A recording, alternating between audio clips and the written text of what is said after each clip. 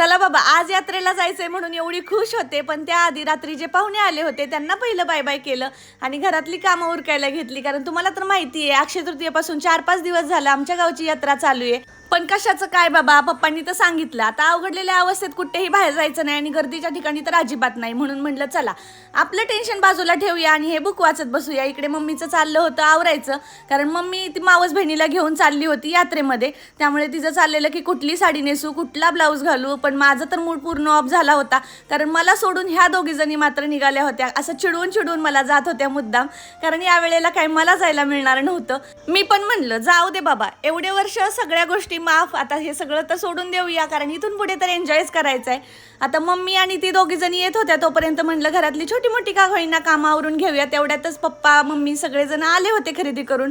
पप्पांचा मात्र खूपच जास्त खर्च केला होता, कारण 2 तास ह्या दोघी जणी खरेदीच करत होत्या. आता माझी मम्मी कुठेतरी जाणार आणि अशी काहीतरी खरेदी करणार नाही असं तर कधी होऊच शकत नाही.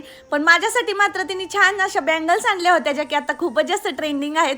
आणि हे कशासाठी आणलं होतं तिचं तिलाच माहिती, पण हे खूपच जास्त क्यूट होतं. आणि यात्रा असो किंवा दिवाळी दसरा, बायकांना तर आहे ना साड्यांशिवाय जमतच नाही. त्यामुळे साडी सुद्धा ती एक घेऊन आली होती. मी माझी कच्ची दाबेली एन्जॉय करते. तोपर्यंत बाय.